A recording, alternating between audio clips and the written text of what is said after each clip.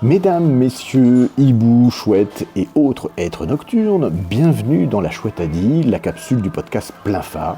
Dans la série à la découverte de ma belle Dijon, aujourd'hui je vous emmène place Grangier à Dijon, à la rencontre de Laurent Cessin. Oui, Laurent, vous le connaissez déjà, le mois dernier, nous étions allés à sa rencontre pour découvrir la place d'Arcy. Alors vous venez ? Allez, en voiture.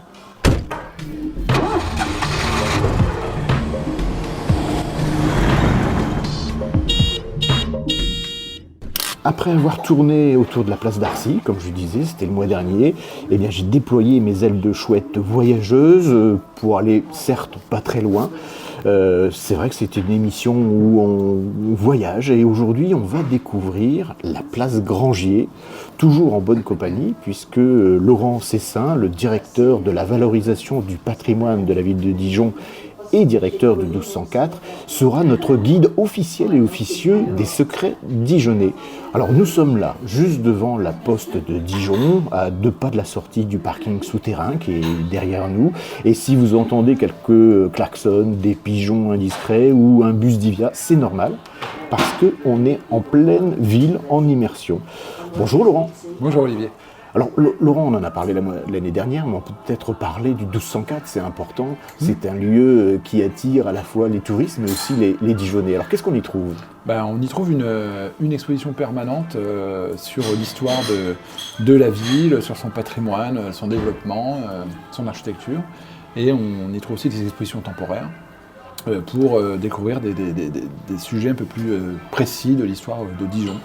Et tout ça s'inscrit aussi dans un ensemble de choses que l'on fait au sein de mon équipe, de visites, d'ateliers pour les petits et les grands, d'éditions pour découvrir la ville.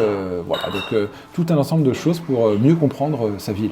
Et c'est ouvert à tous, c'est important. Les enfants sont aussi les bienvenus. Oui, tout le monde est bienvenu et c'est gratuit. En plus. Alors Laurent, est-ce que tu t'es remis de la place d'Arcy, c'était le mois dernier, tu es sûr que tu es prêt à repartir dans cette belle aventure ?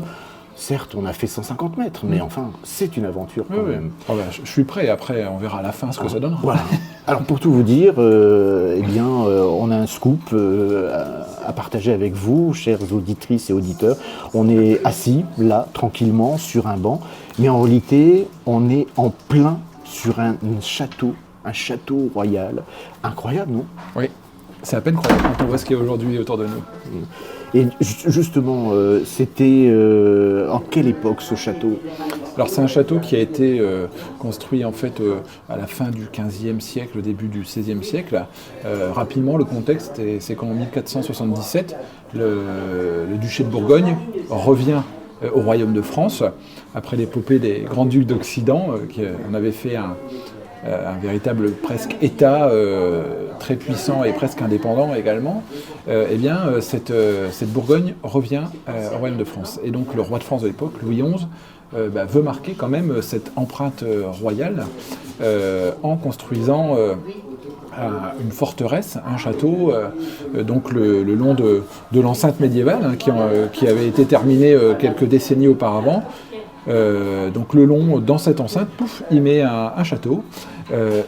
C'est à la fois pour, bien sûr, protéger la ville, parce que la frontière du Royaume de France n'est pas loin, mais bon, après cette épopée ducale, sans doute était-il nécessaire aussi de surveiller les Dijonnais pour que l'intégration se fasse dans les meilleures conditions. Donc en fait, c'était en quelque sorte « Bonjour Dijon, je m'appelle Louis XI, je suis votre nouveau patron et j'installe ici mon château pour que tout le monde le sache, quoi, en fait. » Exactement, oui, c'est moi le roi, je suis votre nouveau souverain et je vous le montre. Une façon aussi peut-être de balayer le duché de Bourgogne. Exactement. Mais alors que s'est-il passé ? Pourquoi ce château ? J'ai beau regarder partout, je ne vois pas de traces d'une ruine d'un château. Qu'est-ce qui s'est passé sur ce château ? Alors ce château a effectivement, on le voit plus en tout cas aujourd'hui, disparu à toute fin du 19e siècle. Dans les années 1890, il a été démantelé, démonté, même si quand même à certains endroits, dans les sous-sols, des constructions plus ou moins anciennes, on trouve encore des vestiges de ce château, notamment des bases de tours. C'est un château avec 4 grosses tours aux angles. Et donc, on peut encore en trouver des endroits vers lesquels on peut aller pour en trouver, mais c'est dans des lieux privés, évidemment. Mais dis-nous en plus, c'est-à-dire que là, par exemple, on est face à la poste. Ouais. Il y a des vestiges sous la poste Oui, ou sous les immeubles? Exactement, sous les immeubles, sous la poste, on trouve des vestiges, parce qu'en fait, les modes de construction à la fin du 19e siècle, donc comme je vous le disais, au moment où le château est détruit et dans les années qui ont suivi, les modes de construction ne sont pas les mêmes qu'aujourd'hui, c'est-à-dire qu'on ne creusait pas si profondément les fondations, on ne faisait pas de parking souterrain comme on le fait aujourd'hui. Pour les calèches. Voilà, exactement. Non, mais ça a son importance parce que du coup, on ne décaissait pas, on ne creusait pas autant et on ne détruisait pas autant les vestiges archéologiques en bâtissant. Donc c'est pour ça que c'est conservé. Alors aujourd'hui, on les détruit, mais il y a l'archéologie qu'on dit préventive. Je le dis quand même, c'est important. En général, quand on creuse, bien, il y a de l'archéologie pour au moins connaître, documenter ce qu'il y a dans les sous-sols et ça nous permet de savoir et ça c'est le plus important. Oui, de connaître l'histoire, de connaître la façon de construire. Ouais. Et là, pour ce château, donc à l'époque, on a rasé, en quelque sorte, on a rasé l'histoire pour laisser place à de grands architectes qui ont réinvesti les lieux. C'est un peu ça? Oui, exactement. Alors après, ça a été une bataille quand même, cette destruction. Même si les Dijonnais, pour les raisons que j'évoquais avant, ont toujours un rapport un peu particulier à ce château, qu'on appelait le château des gendarmes aussi, donc des gens d'armes. Oui. Donc il y avait une relation un peu ambiguë, parce qu'on savait que c'était aussi le bâtiment qui était construit pour surveiller un peu la ville et la vie des habitants. Et donc de ce point de vue-là, il y avait une relation un peu étrange. Mais néanmoins, quand il s'est agi de détruire le château, il y a eu des oppositions, surtout qu'à la fin du XIXe siècle, quand même, on est à un moment où il y a une prise de conscience patrimoniale. C'est un peu un grand mot, mais en tout cas, on commence à se dire que détruire un monument ancien, représentatif de nos sociétés d'avant, ça se fait peut-être moins facilement, ça a peut-être du sens de garder ça pour raconter quelque chose de ce qu'on est aujourd'hui. Et donc, c'est là-dedans que tout ça s'inscrit. On est en train de détruire l'enceinte médiévale, je citais tout à l'heure, des espaces se libèrent, donc on veut les investir pour construire. Et puis, quand on veut tracer un nouveau boulevard, notamment le boulevard de Brosse, qui passe justement derrière le bâtiment de la Poste, pas très loin d'ici, eh bien, il y a ce château en plein milieu qui nous ennuie un peu en termes d'urbanisme, on ne va pas se mentir. Donc, la bataille s'engage pour le détruire et puis faire la chose un peu plus en règle, physiquement, si j'ose dire, à cet endroit. Et donc c'est pour ça qu'il y a une bataille de plusieurs décennies. Le château avait été protégé au titre des monuments historiques, et puis il a été déprotégé à un moment donné de manière à pouvoir justifier sa destruction. Donc ça a vraiment été une bataille un peu âpre, et un des premiers symboles justement de cette vision du patrimoine à Dijon. Mais alors le mois dernier, je ne sais pas si nos auditeurs s'en souviennent, mais donc on était place d'Arcy, il y avait cette porte Guillaume. Cette porte Guillaume était directement rattachée à ce château? En tout cas, elle n'en était pas loin, elle était à quelques centaines de mètres. Il faut imaginer que la porte Guillaume était une porte dans cette enceinte. Il faut imaginer une espèce de grand cercle difforme, évidemment, mais qui entoure le centre historique actuel, ce grand mur. Eh bien, le château était un petit peu plus vers le nord, inséré dans cette enceinte. En fait, il faisait partie du mur. Alors, il en débordait à l'extérieur, à l'intérieur, mais il était vraiment inclus en périphérie, justement, de ce rempart de la ville de Dijon, donc du XVIe siècle jusqu'au XIXe siècle, fin XIXe siècle. Et donc, comme je le disais tout à l'heure, nous sommes devant ce bâtiment de la Poste qui est remarquable. Quand on est sur la place Grangier, forcément, on regarde ce bâtiment. Il date de quelle époque? C'était un architecte connu qui a fabriqué, entre guillemets, qui a conçu ce bâtiment? Alors c'était un architecte connu, en tout cas localement, reconnu et encore aujourd'hui, qui s'appelle Louis Perrault. Donc on est autour de 1905. Et finalement, c'est à l'époque où la place Grangier commence à s'organiser, à se structurer, puisque c'est vraiment une place créée, conçue par la destruction du château, qui libère beaucoup d'espace.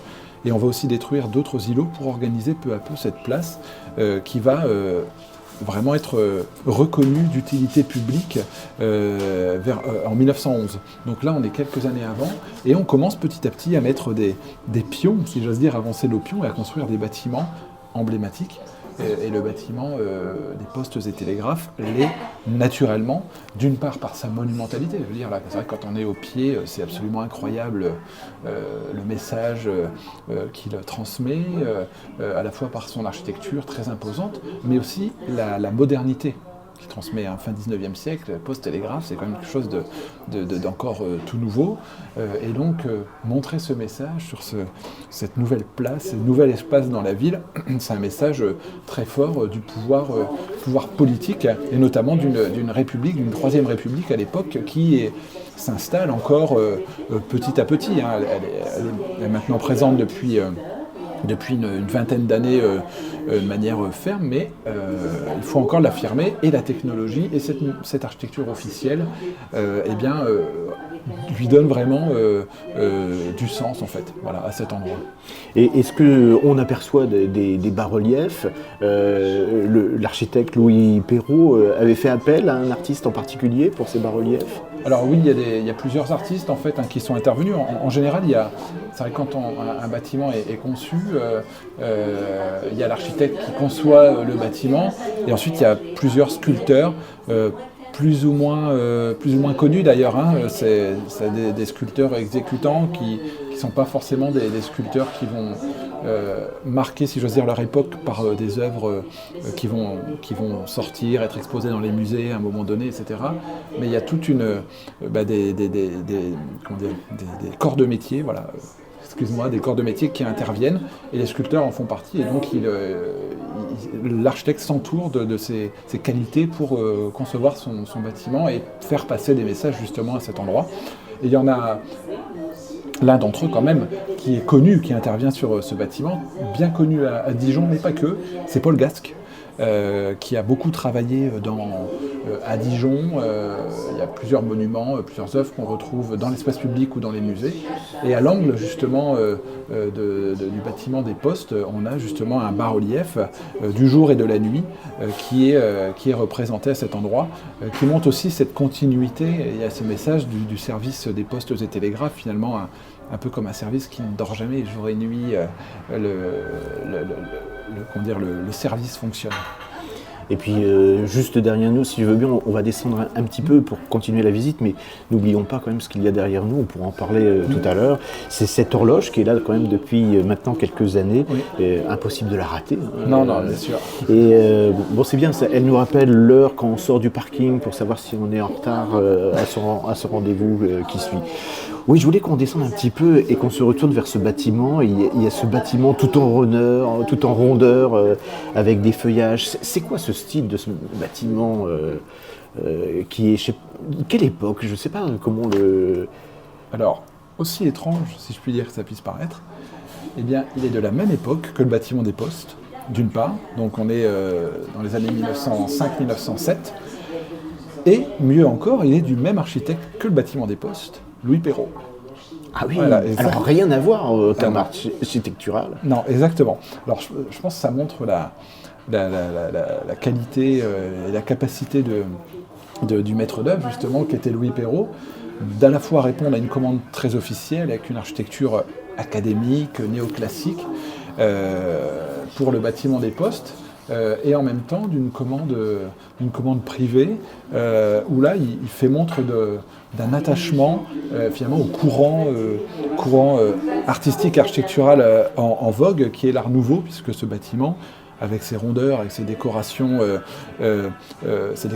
florales, ces éléments courbes qui ponctuent la façade, tout a été pensé quand même en s'inscrivant dans ce courant artistique et architectural qu'est l'Art Nouveau.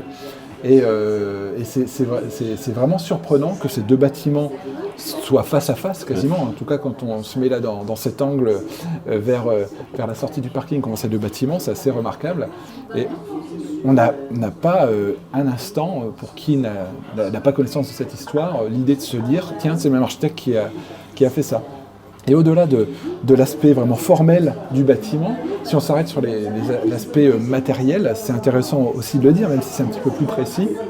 Autant le bâtiment donc, de type Art Nouveau est très classique dans sa conception, dans le sens où on est sur des matériaux, de la pierre, etc., de maçonnerie qui composent le bâtiment. autant, malgré les apparences, le bâtiment des Postes repose en fait sur une structure en métal. Et donc là, il y a de la pierre, bien sûr, en façade, mais la structure en métal a permis quelques économies, évidemment, et surtout de ménager des plus grandes ouvertures. Quand on se place devant le bâtiment, il y a des très grandes baies qui sont là depuis l'origine, qui ont été permis justement par cette architecture, ce squelette en fait en métal qui se cache derrière les parements de pierre. Donc ça, c'est aussi la capacité de l'architecte à jouer des matériaux et à s'inscrire dans son temps, tant artistiquement que techniquement en fait. Et ça, c'était nouveau, d'utiliser le métal dans l'architecture. Le métal, effectivement, était relativement nouveau dans son usage, même s'il se développe très largement à partir du 19e siècle par les process d'industrialisation, etc. On a les Halles à Dijon qui sont des années 1870 qui explore pleinement ses capacités. Et puis on a aussi à Dijon la personnalité de Gustave Eiffel, qui a répandu cette architecture justement de métal, qui est née à Dijon, mais qui a répandu dans le monde entier l'ingénierie du métal, justement.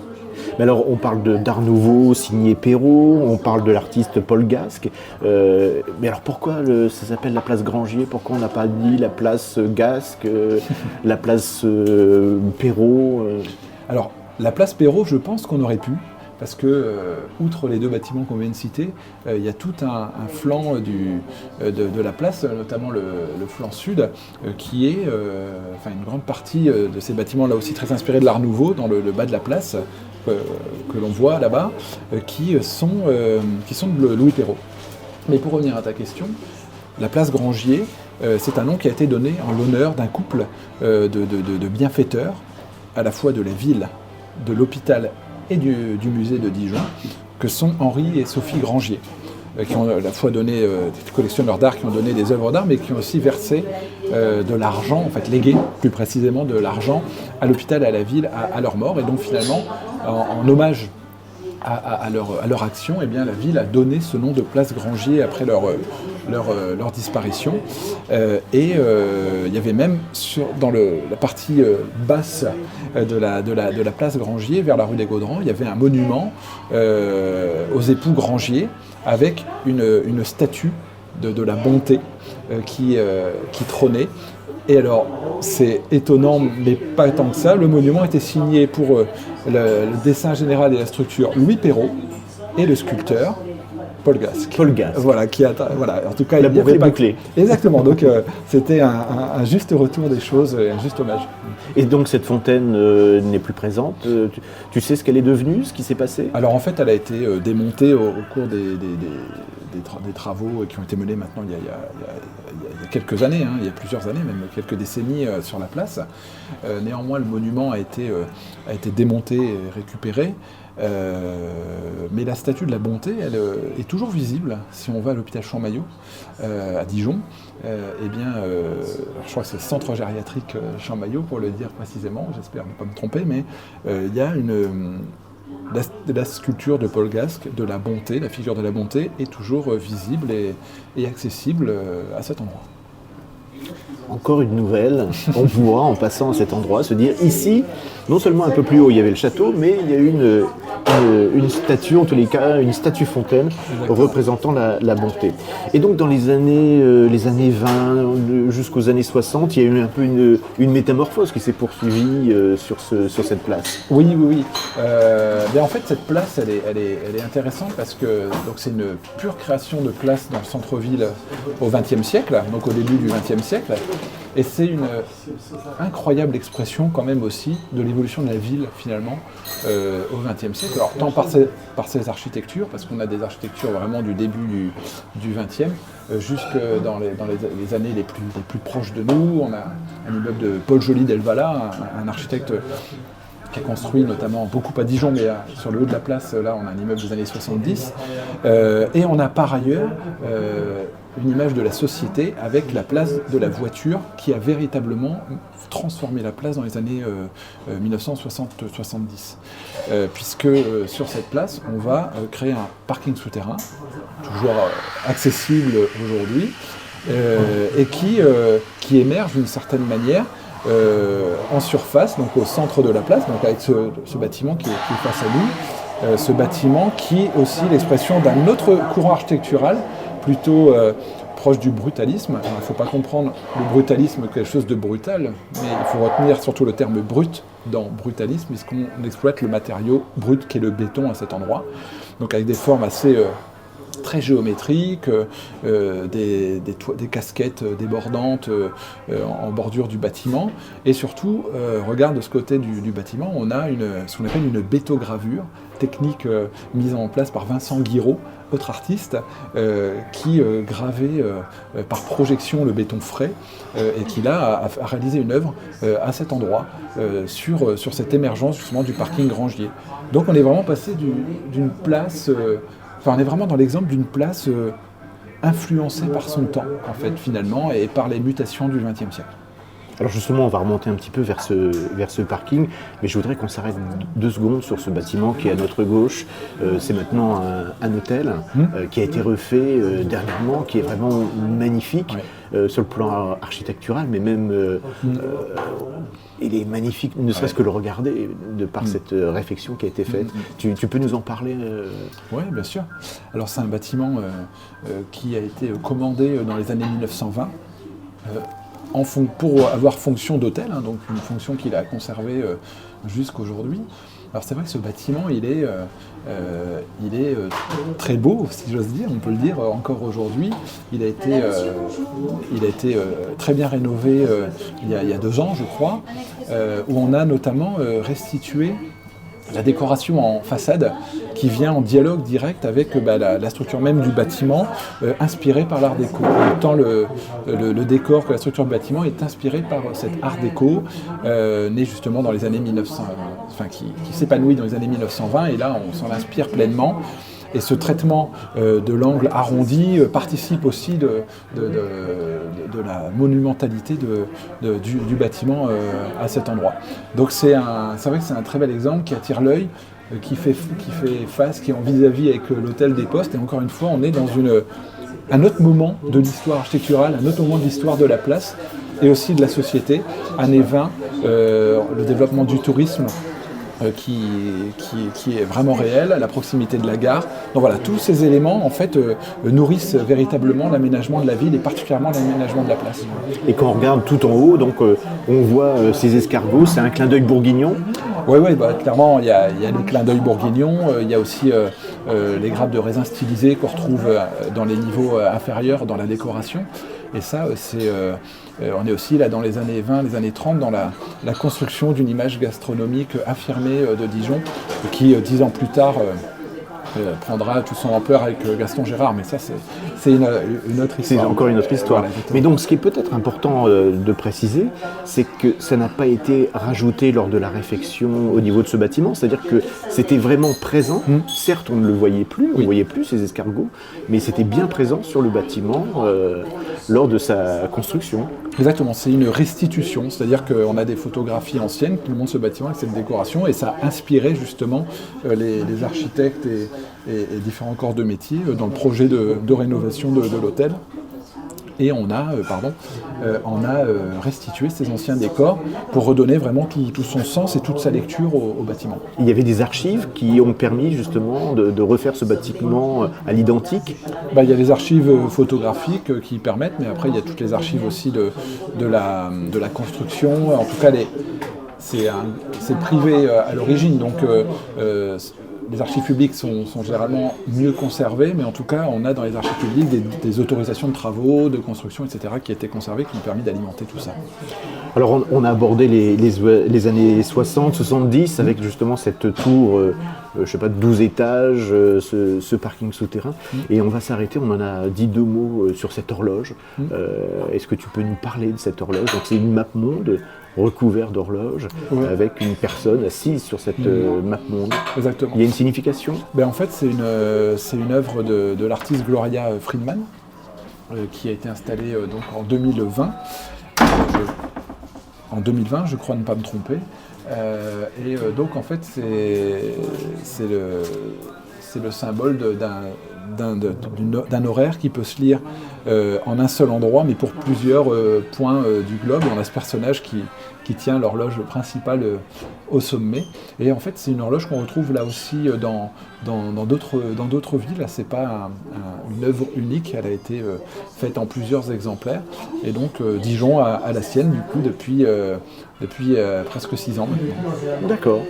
Et puis, donc, ce qui est incroyable sur cette place, si ça peut être un résumé, c'est que c'est tout d'abord à l'origine un château médiéval, on l'a vu, puis en fait une place style Belle Époque, un parking dans les années 60, cet immeuble de 12 étages dans les années 70. Donc c'est vrai que c'est un album de ces différentes époques qui sont ici apparents. En tous les cas, merci beaucoup Laurent pour cette balade dans le temps. C'est fou comme ce lieu apparemment peu banal, peu caché, autant d'histoires. Mais en fait, en quelque sorte, c'est un peu le rôle, tu nous parlais du 1204 tout à l'heure, mais c'est un peu son rôle justement de nous faire vivre ces différents bâtiments, ces différentes histoires. C'est bien ça?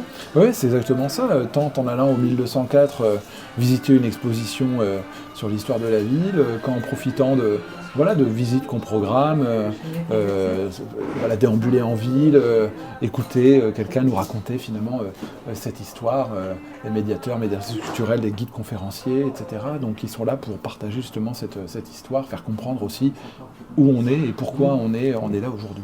Et ce n'est pas que les vieilles PR, on l'a vu, c'est aussi le cadre de vie et puis la mémoire collective, et ça c'est aussi important. Et bien vous qui écoutez cette capsule, la prochaine fois que vous traverserez la place Grangy à Dijon, eh bien n'hésitez pas à lever les yeux, regarder les escargots, les horloges et peut-être imaginer les tours du château sous vos pieds. On vous retrouve bientôt pour un nouvel épisode. Laurent, on pourrait peut-être se faire une autre place, qu'est-ce que tu en dis, le mois prochain? Volontiers, moi je suis partant, d'autant qu'il y en a encore d'autres, donc on va trouver. On pourrait peut-être se diriger vers la place de la Libération? Ah bah oui. Le rendez-vous est pris? Oui, allez, un incontournable. Allez, le mois prochain, on vous emmène place de la Libération. Et si vous aimez cette capsule, eh bien, n'hésitez pas à nous le faire savoir, likez, partagez, écrivez-nous, parlez-en autour de vous, faites du buzz. Et donc, c'était La Chouette a dit, la capsule du podcast Plein Phare dans la série Ma Belle Dijon. Merci encore Laurent, et à très vite. Merci Olivier, à bientôt.